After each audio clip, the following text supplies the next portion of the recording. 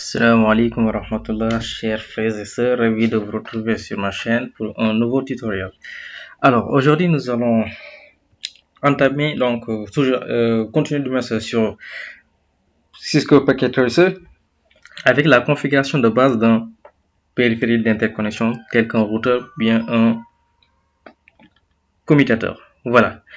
Qu'est-ce qu'on entend par configuration de base? Donc, alors, la configuration de base, c'est simplement le fait de personnaliser notre routeur, bien notre commutateur à travers donc une topologie. Donc, personnaliser, c'est lui donner un nom, n'est-ce pas?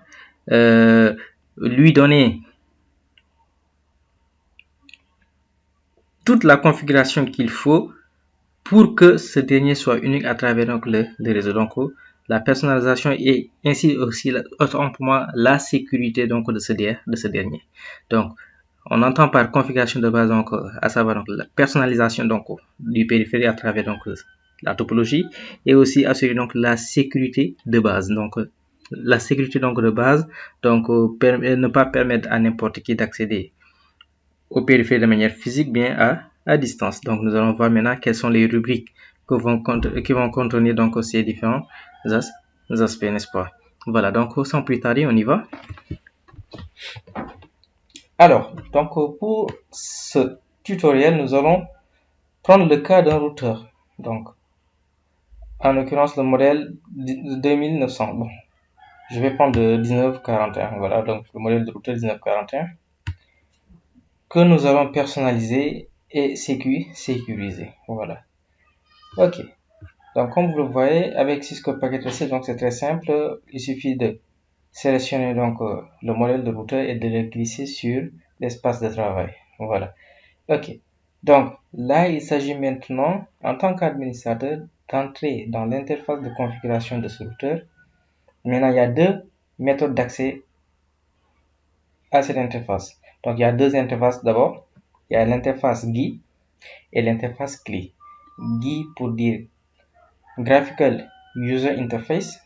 Donc, c'est une interface graphique, n'est-ce pas, avec donc des outils, donc des palettes, des objets à manipuler, donc pour assurer donc la configuration, ou bien utiliser l'interface CLI, Command Line Interface. Donc c'est une interface ligne de commande dans laquelle nous utilisons un script particulier pour communiquer avec le routeur, n'est-ce pas? Donc ce script donc est un script particulier qu'il faudrait maîtriser en tant qu'administrateur. Maintenant, on ne vous demande pas de parkeriser donc les scripts.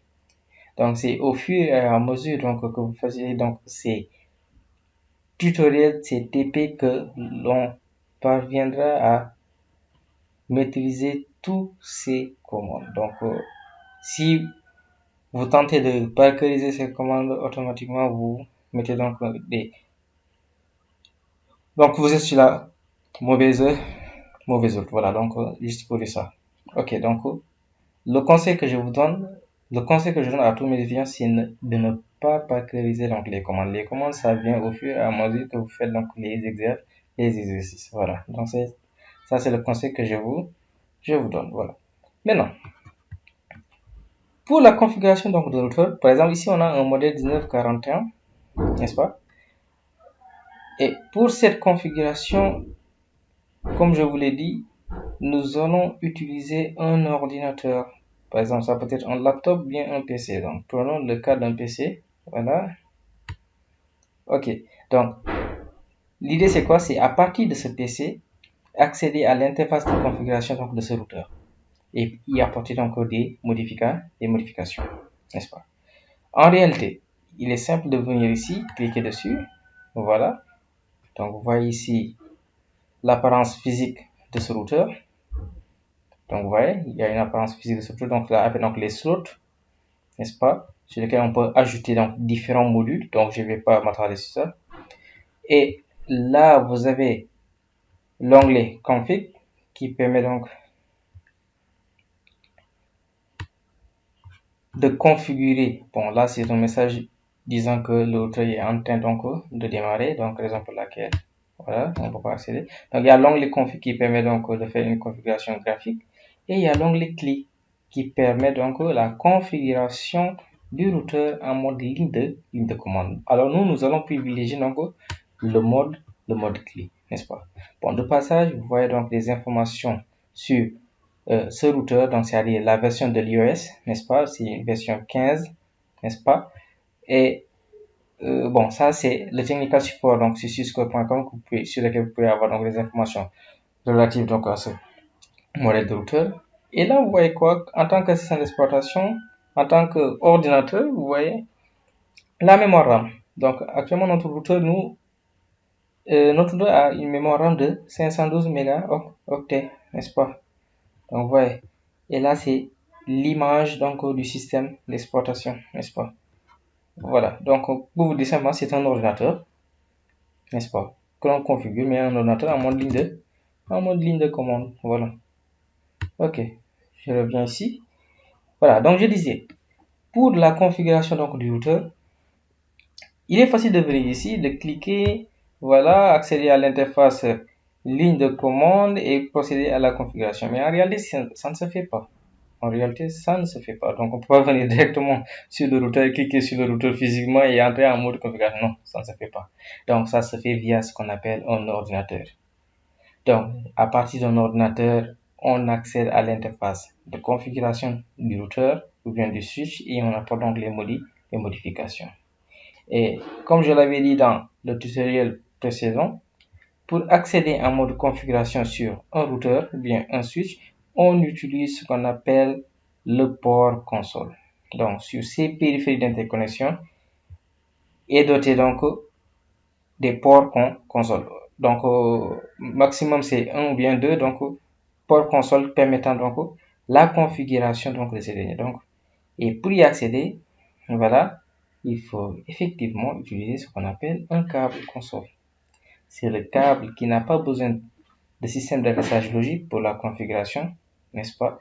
Donc, dès lors, il n'y a pas à utiliser donc les ports de production, c'est-à-dire, je veux dire ici comme port de production les ports Fast Ethernet et les ports Giga Ethernet réservés exclusivement pour l'envoi et la réception donc des données de l'entreprise, n'est-ce pas?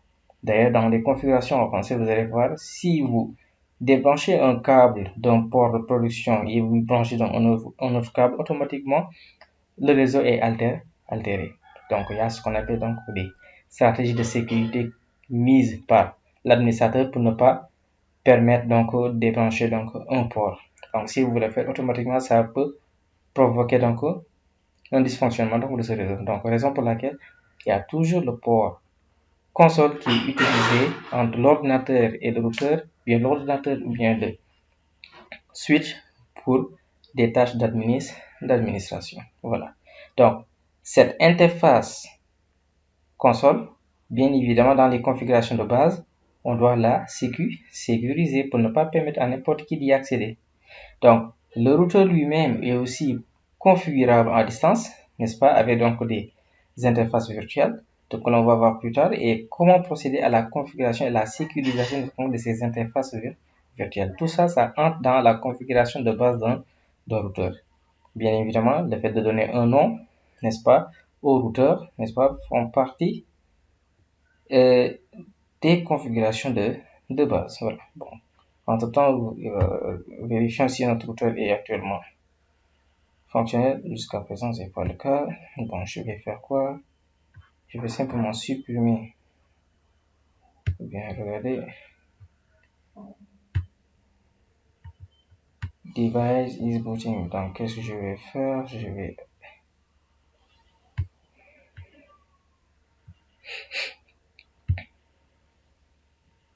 Donc, j'arrête le routeur et j'allume de nouveau pour voir si ce dernier va fonctionner. Apparemment, non. Bon.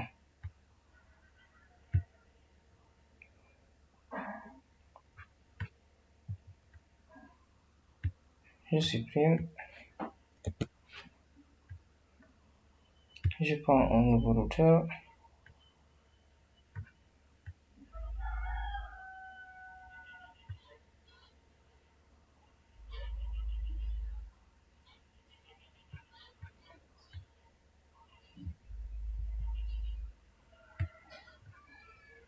Bon, là, j'ai un petit problème là.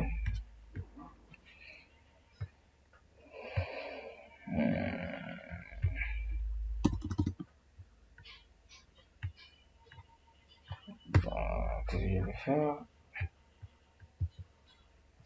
Je vais dire oui. Bon, prenons 2900. Pour voir. Ah, j'ai un petit problème.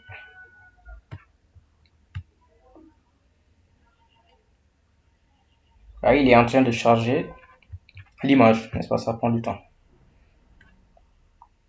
Et ça ne devrait pas, je ne sais pas pourquoi.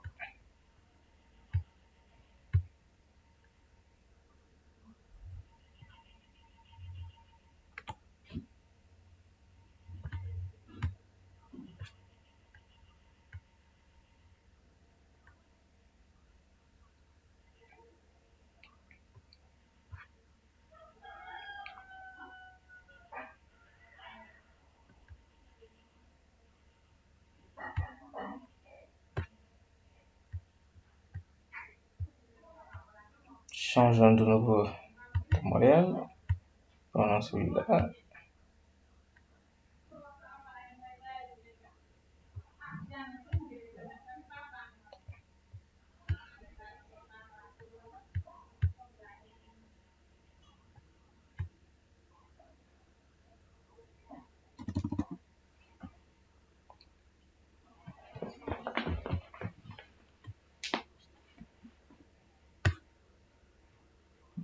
Bon.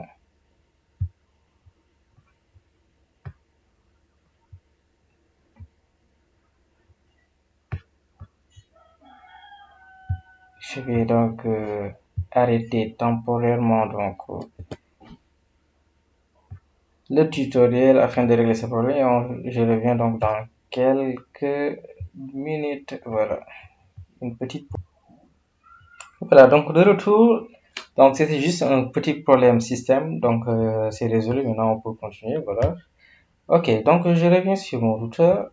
Voilà. Et là vous voyez donc comme je vous l'avais dit tout à l'heure, l'interface pour la configuration graphique et l'interface pour la configuration ligne de commande. Voilà. Donc maintenant, pour des questions donc d'administration, donc il est toujours conseillé d'utiliser un câble console pour accéder au routeur à des fins de contrôle d'administration. Donc qu'est-ce qu'on fait? On utilise un câble console entre le PC. Maintenant, l'interface utilisée pour le câble console, c'est l'interface sériale. Donc le RS avec la norme 230/32 qu'il faut utiliser. Voilà. Au routeur. Maintenant, le routeur, donc comme vous le voyez ici, par défaut, il a deux ports Giga Ethernet, un port auxiliaire et un port console. Donc le port que nous allons utiliser pour accéder à mode configuration, c'est le port console. Voilà. Port console. Et là, on n'a donc pas besoin de quoi? On n'a pas besoin d'adressage IP pour accéder au routeur pour la configuration. Donc, en aucun cas, donc, on utilise donc le système d'adressage. Voilà, donc, à partir donc de PC, comme vous le voyez ici, là, en aucun cas, on a une adresse IP. Donc là, il y a une présentation donc des adresses ici. En aucun cas, donc, on a une adresse IP. Donc, le port console n'existe pas d'adresse IP. Donc, on y va. Ok. Donc là, il y a une représentation de notre ordinateur avec l'ensemble des modules que l'on peut ajouter à l'ordinateur. Comme voilà. Donc, comme si vous avez un ordinateur physique normal. Voilà. Maintenant, pour la configuration, vous voyez l'onglet desktop. L'onglet desktop est présente ici, donc présente un ensemble d'applications que l'on peut utiliser. Voilà. Et l'application qui nous intéresse, nous, c'est l'application Command Prompt, qui permet donc d'accéder à l'interface de configuration de notre autant pour moi pas Command Prompt, mais l'interface, mais c'est l'application terminal. Command Prompt, c'est pour entrer en mode ligne de commande donc de l'ordinateur. C'est comme si vous avez mis CMD, voilà. Donc c'est l'équivalent donc de CMD de votre système Windows, n'est-ce pas? Donc nous, ce qui nous intéresse, c'est terminal. Voilà.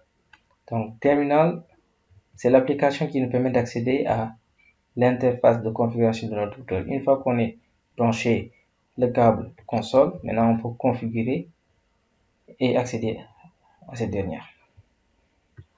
Voilà. Donc là, je vous conseille de respecter, donc de laisser tel quel donc les configurations donc présentées ici. Donc on clique seulement sur OK. Voilà. Et voilà. Qu'est-ce qu'on a ici? On a simplement la présentation de notre routeur. OK. Voilà. Vous voyez donc le routeur, l'interface ligne de commande du routeur qui est présentée ici. Donc de l'autre côté, qu'est-ce que je peux faire? Regardez, quand je clique ici, vous avez exactement la même interface, sauf que c'est le fond qui change ici. Là, c'est en blanc, alors que là-bas, c'est en noir. Voilà, donc ça, c'est la méthode d'accès pour la configuration donc du routeur ou bien du switch. Voilà. OK. Et voilà, donc on accède à notre routeur. Et par défaut, vous avez quoi? Vous avez ici ce qu'on appelle le prompt, qui nous montre qu'on est actuellement en communication avec notre routeur, n'est-ce pas? Et le routeur, il s'appelle donc router, donc avec le signe supérieur, qui montre actuellement qu'on est en mode utilisateur. Voilà, maintenant pour les modes du routeur, ou bien donc du switch, il y a d'abord le mode utilisateur, donc représenté avec le signe supérieur. Donc ce mode utilisateur donc est limité, donc on ne peut pas faire grand chose avec ce mode, à part afficher donc certaines configurations. Voilà, même là, ça ne passe pas. Donc ça, c'est utilisable à travers donc le mode privilégié, n'est-ce pas? Quand je fais par exemple point d'interrogation, il nous montre l'ensemble des commandes que l'on peut utiliser à travers ce mode utilisateur. Donc les commandes telles que l'affichage donc des session number, n'est-ce pas? Connect pour ouvrir une connexion, disable, disconnect, enable pour changer donc le mode, exit pour quitter, logout pour quitter, ping, etc. Voilà, donc c'est un mode limité. Maintenant, pour passer du mode utilisateur à un mode avec donc des droits supérieurs, donc là, on utilise la commande enable comme son nom l'indique. Enable, n'est-ce pas? Enable, c'est la commande qui permet donc de passer du mode utilisateur vers le mode privilégié. Donc, comme vous le voyez ici, vous voyez le prompt qui change. On est passé du signe supérieur au signe dièse. Donc, le signe dièse montre qu'on est en mode super utilisateur ou bien en mode privilégié. Donc, c'est ce mode qui vous permet d'afficher donc la configuration donc du routeur actuellement avec la commande chevron, donc abrégé SHRun. Il vous montre actuellement quelle est la configuration actuelle de ce routeur. Donc, c'est-à-dire la configuration du running config, n'est-ce pas? Voilà. Et il y a aussi un autre mode qu'on appelle le mode config, c'est-à-dire le mode config, c'est le mode qui permet d'apporter des configurations à ce routeur. C'est à partir de ce mode que l'on peut configurer les interfaces du routeur. C'est à partir de ce mode que l'on peut, comment dirais-je, modifier le nom du routeur, n'est-ce pas? Bref, donc faire tout ce qui est modification sur le routeur est apporté à partir de ce mode, n'est-ce pas? J'avais oublié, donc le mode dièse par contre, à partir de ce mode, on peut faire quoi? On peut enregistrer donc une configuration, n'est-ce pas? Voilà. Maintenant, pour passer du mode privilégié au mode config, donc c'est la commande configure terminal. La commande configure terminal permet donc de passer du mode privilégié au mode configuration, ou bien on peut simplement l'abréger en mettant conft. Conft aussi permet d'accéder à l'interface en mode config. Donc dès qu'on est en mode config, maintenant on peut apporter toute modification sur ce routeur, modifier le nom du routeur, définir la bannière MOTD, n'est-ce pas, définir donc les mots de passe ligne console, ligne telnet, n'est-ce pas, ligne privilégiée, donc afin donc d'assurer donc la sécurité donc de base donc de ce routeur, n'est-ce pas? Voilà, donc je rappelle, on a donc le mode utilisateur avec le signe supérieur limité, le mode privilégié donc mode administrateur, bien super utilisateur, et il y a le mode config qui est le mode permettant donc d'apporter donc des modifications au routeur, n'est-ce pas? Voilà, donc sans plus tarder, maintenant voilà autre chose pour quitter donc du mode config et revenir au mode privilégié, voilà la commande end par exemple. End, voilà, permet donc de quitter le mode config pour revenir au mode privilégié. On a aussi la commande exit. Exit donc permet carrément de quitter et revenir au mode utilisateur. Donc en voulant passer du mode utilisateur au mode config, donc on est obligé de passer par enable. Donc enable ou bien en simplement, on peut taper donc enable ou bien en, n'est-ce pas, abrégé. Voilà. Et à partir donc de là, on peut mettre quoi? Conft. Voilà, en mode configuration. Et de là, quand on veut retourner de pas à pas en arrière, on peut mettre exit. Voilà. Et on retourne en mode privilégié. Exit de nouveau. On retourne en mode utilisateur. Voilà. Maintenant, étant donné que une fois qu'on a accès au routeur, qu'il est possible, en connaissant les commandes, d'accéder au mode utilisateur, au mode privilégié, voire au mode config, une personne mal intentionnée peut faire quoi? Peut apporter donc altérer le bon fonctionnement donc de ce dernier. Donc, il faut donc penser à sécuriser donc l'accès du mode utilisateur vers le mode privilégié, n'est-ce pas? Sécuriser l'accès même au routeur, n'est-ce pas? En faisant quoi? En protégeant donc les ports ou bien en protégeant donc les interfaces d'accès, n'est-ce pas? Donc, cela fait partie donc des règles à respecter pour assurer une configuration de base donc du routeur. Voilà. Donc, comme configuration de base du routeur, donc d'abord nous allons faire quoi? Nous allons voir comment donner un nom, personnaliser le nom du routeur. Ok. Donc, en tant qu'administrateur, vous gérez un parc informatique de contrôlant plusieurs routeurs, n'est-ce pas? Donc, il faut identifier chaque routeur avec un nom unique, n'est-ce pas? Et pour ce faire, donc on y va. D'abord en mode config, donc toujours en mode config pour apporter donc des modifications. En, on est en mode privilégié. Conft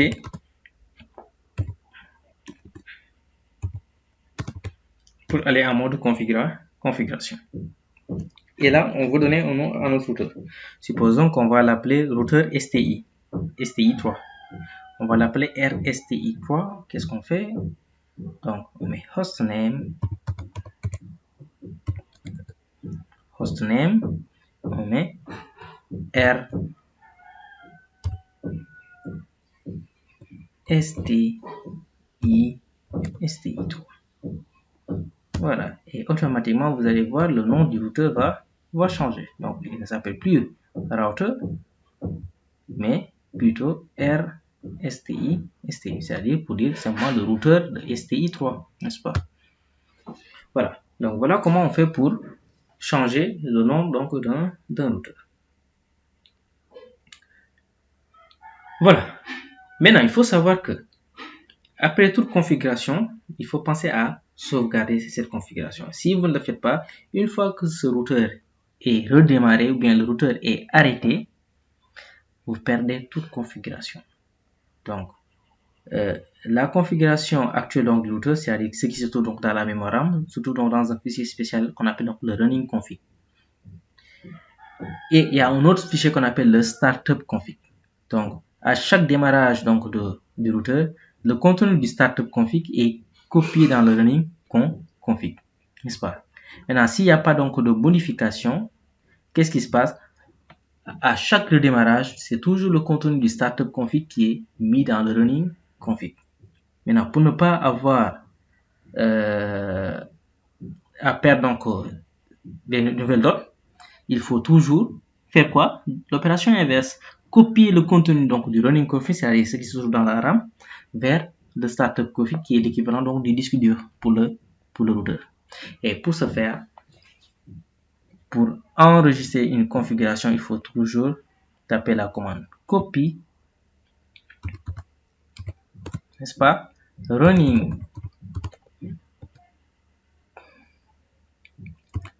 config, Voilà, bon, c'est normal, hein, parce que là, on est en mode config.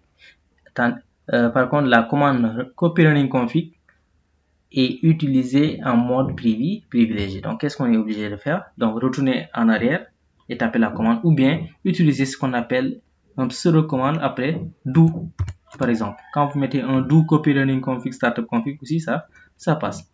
Donc, on le fait étape par étape. Donc, je retourne en mode privilégié, exit, donc, n'est-ce pas, pour enregistrer ce qu'on vient de faire. Donc, je mets quoi? Copy running config startup config, n'est-ce pas?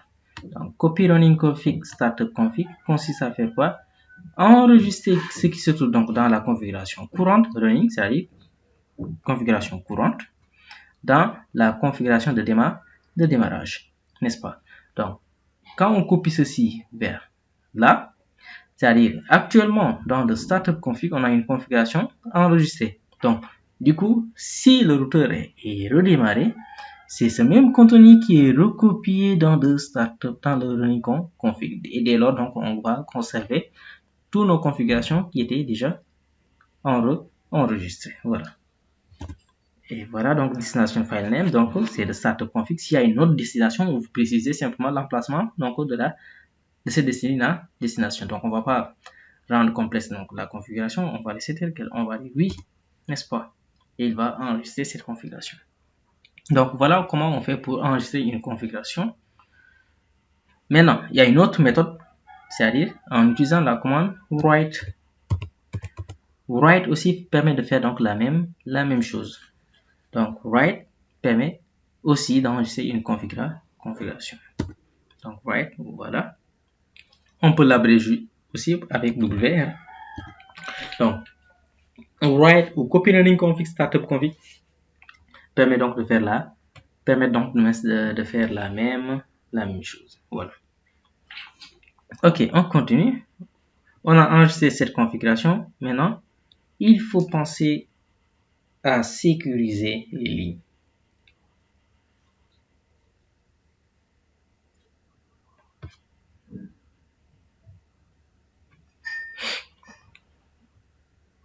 Ok. Maintenant, pour sécuriser les lignes, il faut d'abord identifier donc les différentes lignes. Il y a ce qu'on appelle la ligne console. C'est la ligne qui nous permet à travers donc à travers le port console d'accéder au routeur.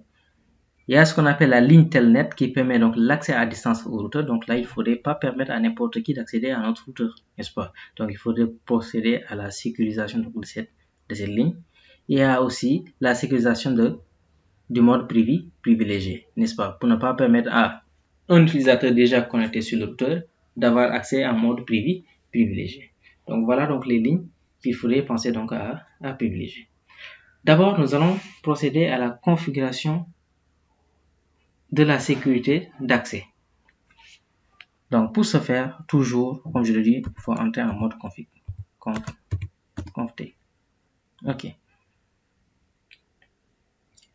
Maintenant, pour sécuriser l'accès privilégié, il y a deux méthodes. Il y a ce qu'on appelle la méthode en clair et la méthode chiffrée.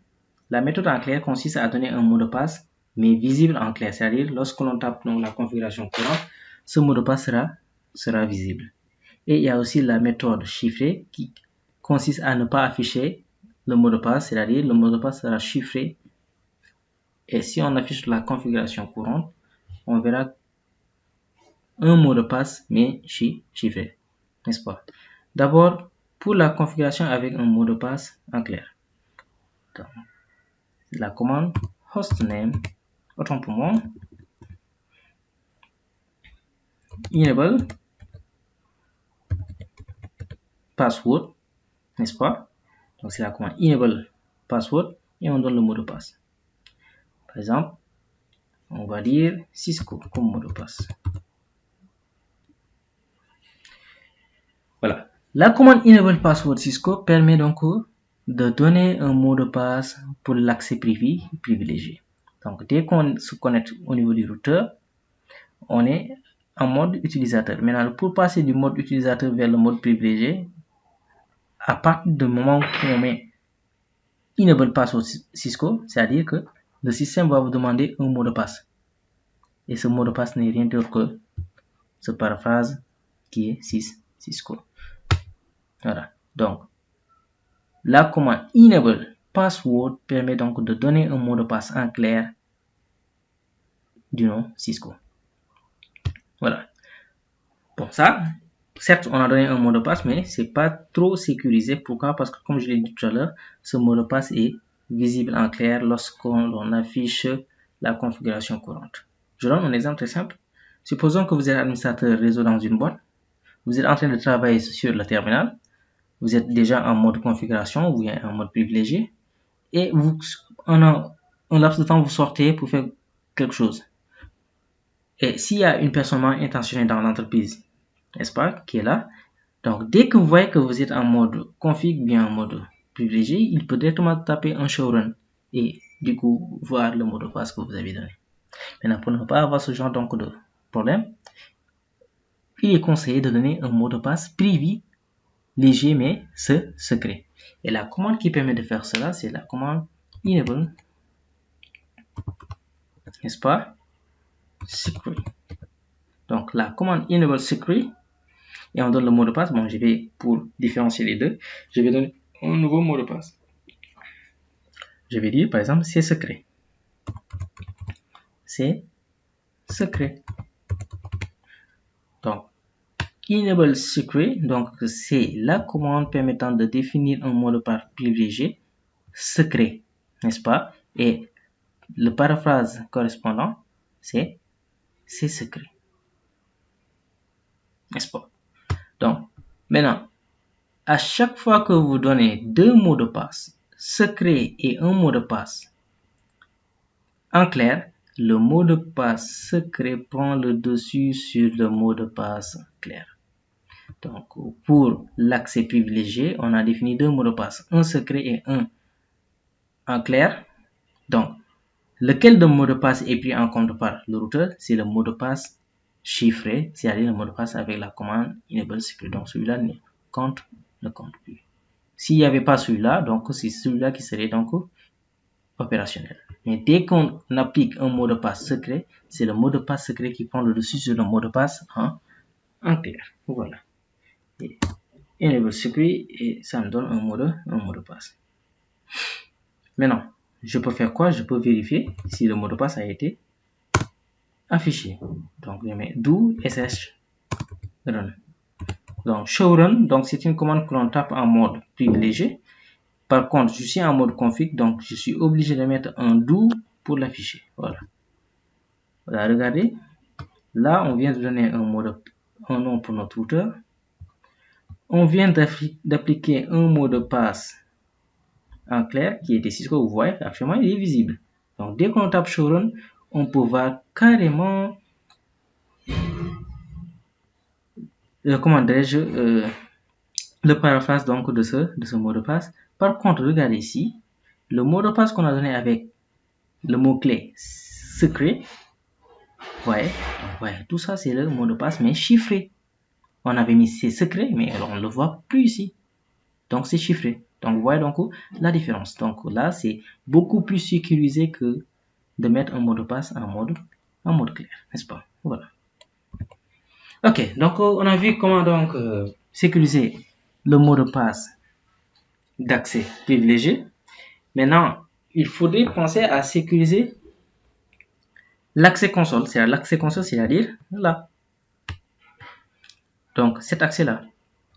Donc quand on avait configuré le routeur pour le PC de routeur pour utiliser donc la ligne console, donc dès qu'on applique, on respecte donc les paramètres de base, on peut y accéder sans problème.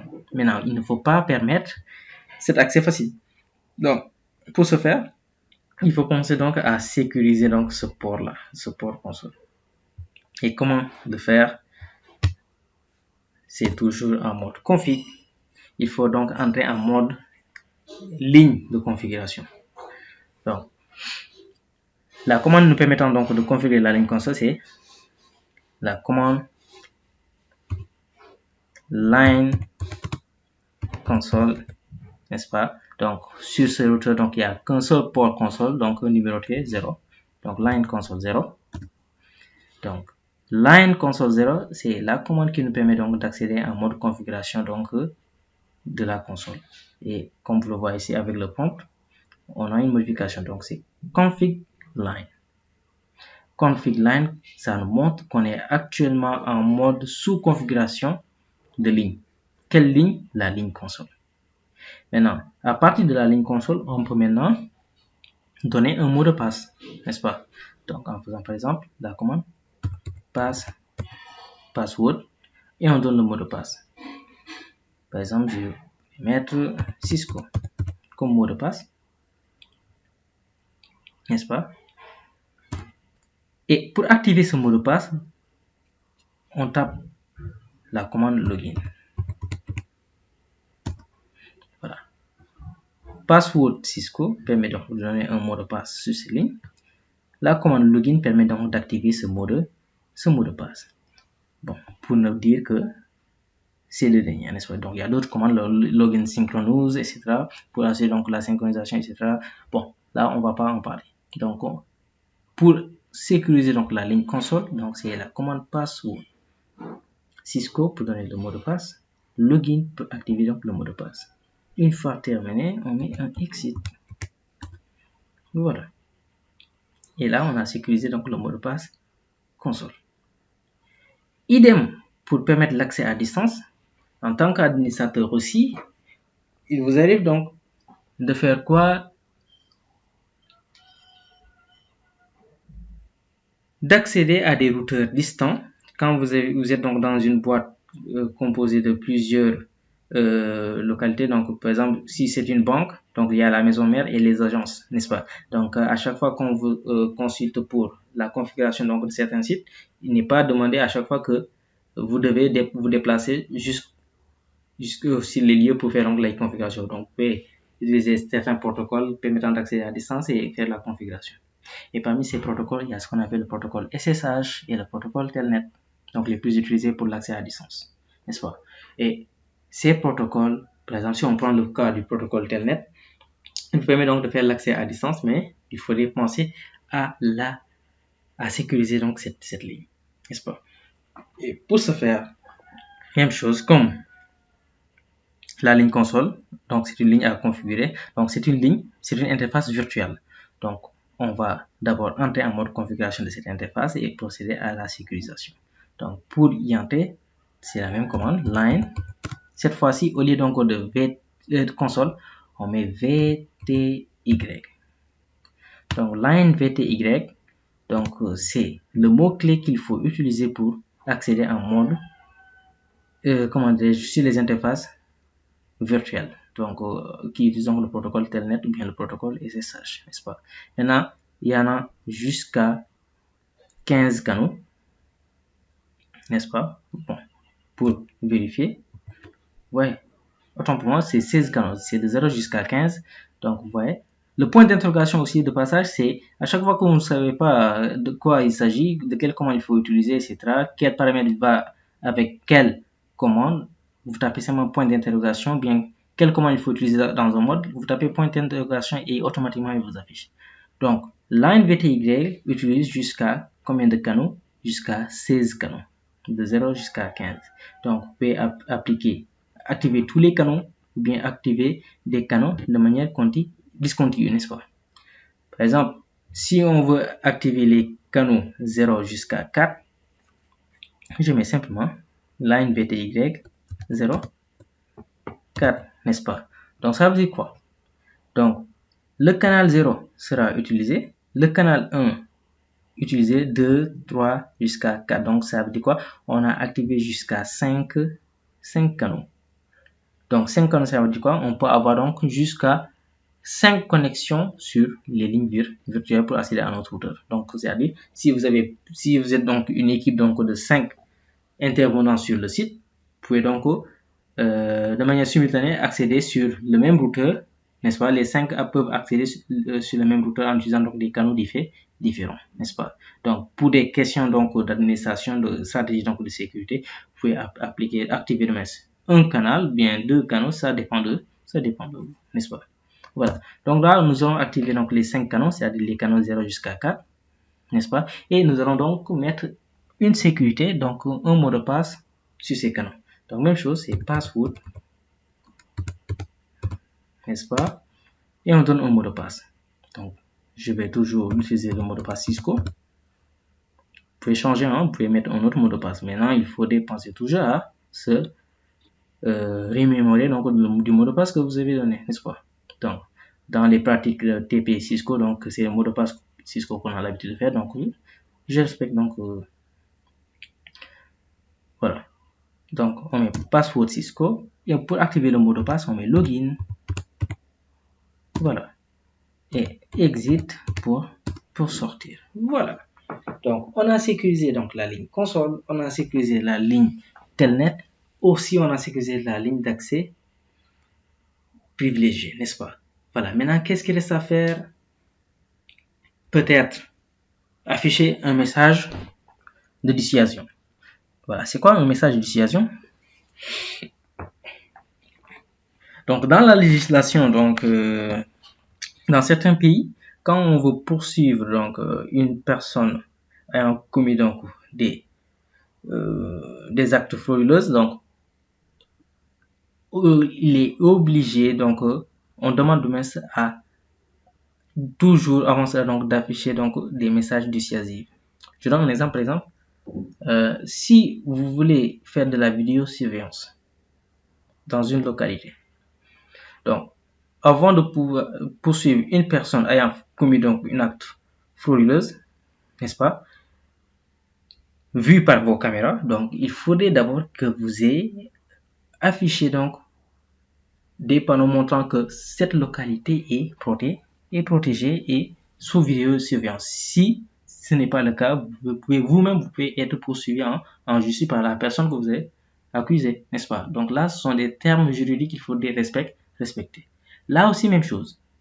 Donc, pour dissuader donc les personnes qui veulent accéder à votre infrastructure réseau à distance et qui ne sont pas autorisés à le faire, il faut toujours donc au préalable afficher donc un message dissuasif, donc le disant que attention, donc ceci est un domaine réservé, donc si vous faites tel acte, vous pouvez donc par la suite être poursuivi en justice, etc. Donc dès lors que vous avez fait cela, donc vous avez donc des preuves suffisantes pour pouvoir poursuivre donc la personne en justice, n'est-ce pas? Et pour cela, donc Cisco a utilisé ce qu'on appelle la bannière MOTD. Donc la bannière MOTD permet d'afficher un message de dissuasion donc à quiconque tentant donc d'accéder à votre routeur et n'étant pas autorisé, n'est-ce pas? Et comment activer cette bannière? Donc c'est avec donc le mot-clé banner MOTD. Banner MOTD, donc c'est le mot-clé permettant de définir un message donc dissuasif, n'est-ce pas? Maintenant, banner MOTD est suivi de quoi? D'un caractère d'échappement, c'est-à-dire le caractère qui permet donc de quitter le mode texte, n'est-ce pas, et revenir en mode commande. Donc, dès que vous tapez donc le caractère d'échappement, automatiquement, si vous validez avec entrée, vous êtes entré en mode texte, c'est-à-dire vous pouvez donc taper du texte jusqu'à ce que le système retrouve donc le caractère d'échappement. Si vous tapez donc le même caractère d'échappement, automatiquement le système va quitter donc le mode texte pour revenir au mode commande, n'est-ce pas? Voilà, donc banner MOTD, par exemple, je vais mettre %. Ça veut dire quoi? Tant que je suis en mode texte, je peux continuer, mais dès que je tape 1%, automatiquement je sors du mode texte. Donc on y va. Voilà, là on est en mode texte, n'est-ce pas? Bon, comme message, je peux mettre par exemple ceci. Attention.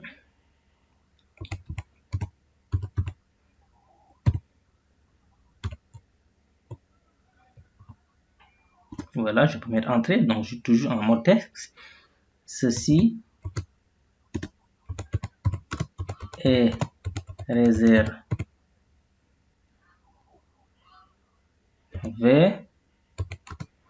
uniquement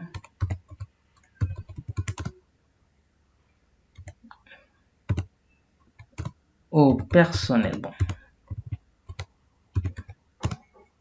Bon, juste un message. Hein. Voilà. Donc, je peux continuer à taper entrée, à taper n'importe quel caractère, sauf le caractère %. Donc, si je mets caractère %, entrée, automatiquement, je sors donc du mode texte, n'est-ce pas? Voilà donc une des commandes permettant donc de personnaliser davantage donc votre routeur, n'est-ce pas? Votre switch, n'est-ce pas? Ok. Donc ça c'est la bannière de mes MOTD, n'est-ce pas? Ok. Bon, je pense que c'est bon pour la configuration de base. Voilà, autre chose. Regardez ceci. Je tape une commande bizarre. Voilà. Autant pour moi.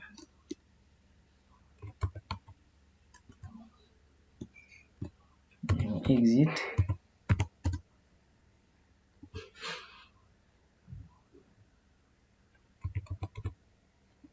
Voilà. Je tape une commande bizarre du nom de TED, n'est-ce pas? Et que fait le routeur? Regardez. Translating TED domain server vers l'adresse de broadcast. Donc, à quoi cela sert? Donc, là, on a tapé une commande que le routeur ne connaît pas. Donc, qu'est-ce qu'il tente de faire? Il va tenter de faire donc une résolution de cette commande à travers donc, les réseaux. Donc, il va envoyer cette commande à l'ensemble donc des routeurs donc du domaine ou bien à un périphérique pouvant faire donc la résolution donc de cette commande. Donc, il va l'envoyer à tout le monde.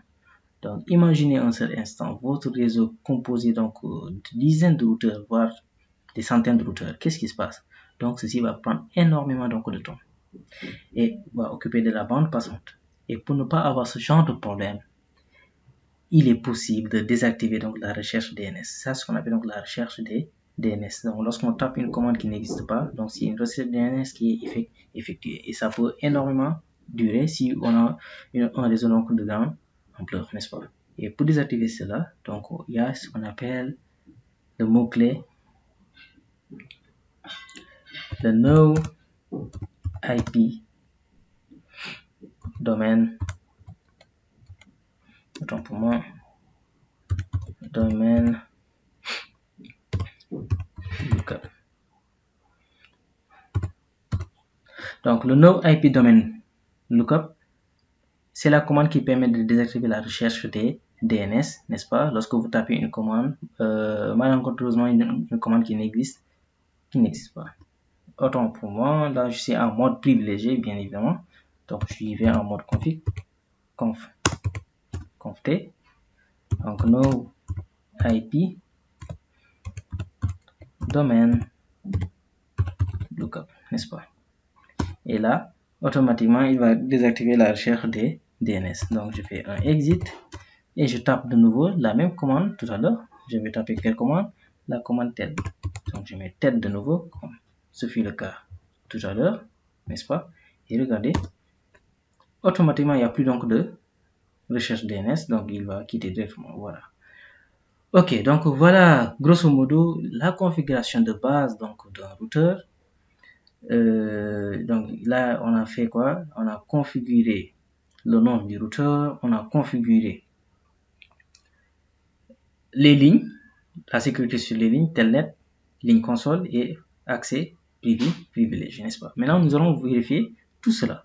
Mais avant de continuer, il faut donc passer à enregistrer, soit avec copy running config startup config, bien copy WR. Donc, je vais utiliser la méthode la plus simple, WR, donc qui va enregistrer toute la configuration. Et je mets quoi? Je mets un exit. Voilà. Exit pour sortir. Donc, regardez maintenant. Dès que l'on sort du routeur, il y a un mot de passe qui est demandé.